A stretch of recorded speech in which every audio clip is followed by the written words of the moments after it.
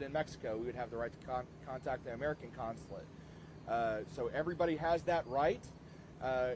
As an extra layer of precaution, I went ahead. I was contacted by the consulate office, and I arranged for them to set up a meeting with Mr. Oropeza, independent of his request, just to make sure that was covered. Yes, ma'am. There's a lot of confusion. Is his name spelled with an S or a Z, or is it going to change as soon as we go back? Sure. Well, We're trying to be factual. I understand. So I understand. So one of the reasons early on in the investigation why it was made, the decision was made to identify him as Oropeza with a S, Sierra, was because it basically tracked with his law enforcement contacts and his history. So I agree with you. There's multiple spellings. There's Oropeza, there's Oropeza, there's Oropeza Torres. So that has been a challenge of the law enforcement.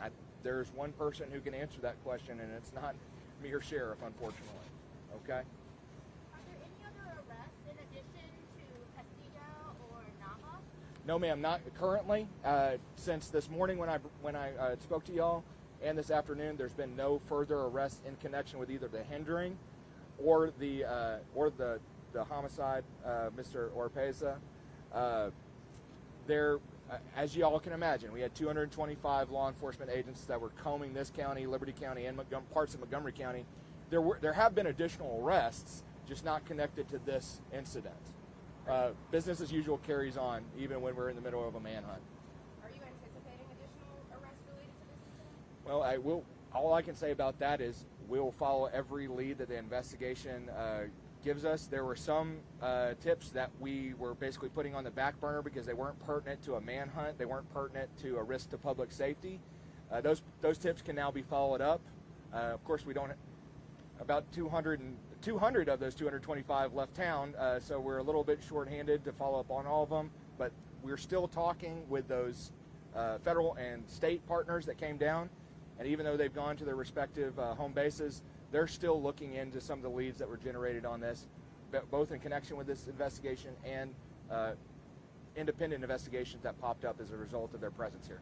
So neighbors are saying that he has a 10-year-old kid. Yes, sir. Do we know where he is?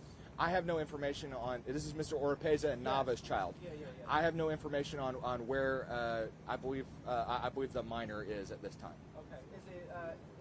Have both parents been arrested? That's correct, Miss. And I excuse me for my faulty pronunciation, but Diva Mara Nava is in custody in the Montgomery County Jail right now, I believe, on a $250,000 bond. And Mr. Oropeza, as we've discussed, is here in a $7.5 million bond. So yes, both of the minor child's parents are in custody. When will she be transported here to San Jacinto County? Miss Nava? Okay, again, and this is kind of, I'll give you the lawyer answer, and that's it depends. It's going to depend on the facts that are involved in the case. As of today, my understanding is the facts that gave rise to her hindering occurred within the jurisdiction of Montgomery County. So if Ms. Nava was committing acts that constituted the offense of hindering apprehension of a felon in Montgomery County, the proper jurisdiction to prosecute her would be Montgomery County. As this investigation furthers, it may be that there were further acts committed in San Jacinto County. If it serves the ends of justice, we will look at initiating criminal proceedings and prosecution here.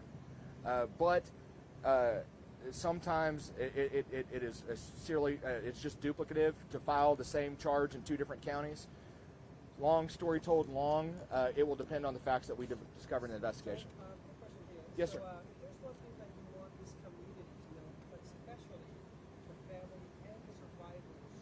What would that be? And would you also be looking to appeal for the death penalty? Well, I'm going to take that in two parts. Capital murder is something that none of us should take lightly. It should be something that should be based on the facts and based on the best interest of justice. That's not a decision we should make as a snap judgment. My office will be reviewing the files as they come in. Like I said, we're still collating evidence and making that decision. That will be a decision based on the facts and the evidence and what serves the best ends of justice.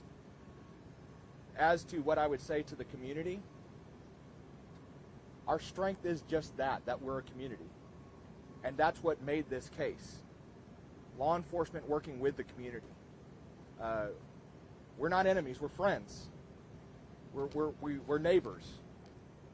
And when we work together like this, when we understand that this is a person who is dangerous to the public, who has been responsible for a tragedy, that's our strength when we act together. Does he ask for representation? And what's his view? Is it remorseful? Have Well, you seen a change in attitude? well, one- Who's behind the bars?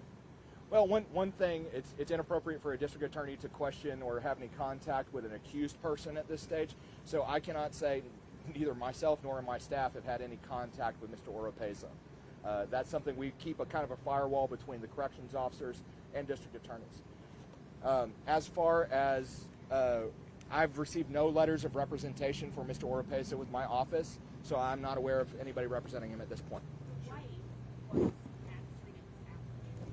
That's correct. And it was revealed in her reading of her affidavit that she delivered a message to his cousins saying that he wanted to get to Mexico and they said no. Is that going to enhance any charges? Is that just part of your investigation? And is there any revelation of his Sure. plans to go to Mexico? Well, I mean, like I said, that's an investigation that's pending over there in Montgomery County.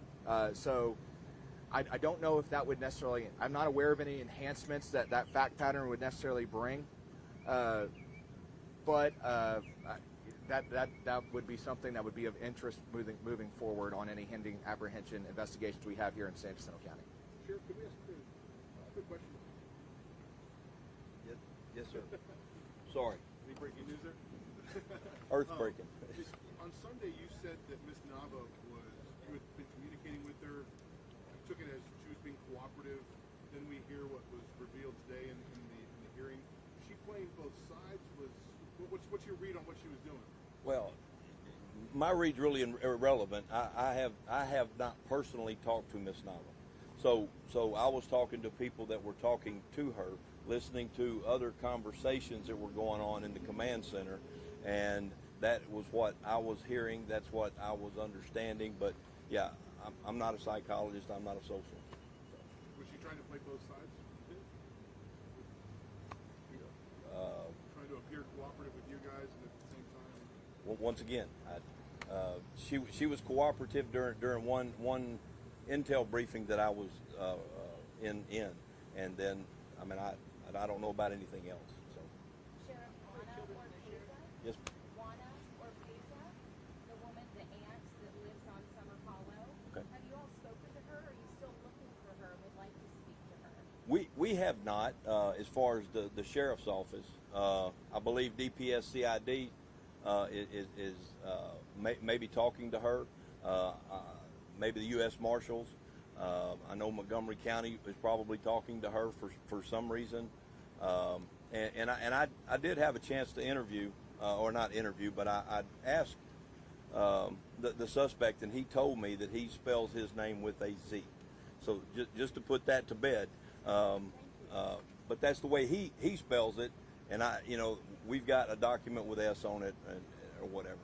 Here's a question for the DA. Apparently there are several animals at his house. Is there any plan to rescue them if there's no one to take care of them? I didn't know he had animals at the house, but that's news to me. But yes, I will get our animal control guy over there. Yes, sir. Just to double verify. This is a question for the DA. Okay. Do you anticipate any additional charges for Castilla beyond the marijuana charge? We're kind of early on in an investigation phase. There are several. there are several. He is a target of several investigations, but I cannot comment on it until those are probable cause findings made. Okay.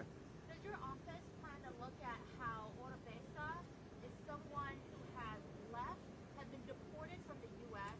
and returned to the U.S. at least 4 times? I think for our purposes that would be relevant merely for bond hearings. That he may be a flight risk, that may be relevant.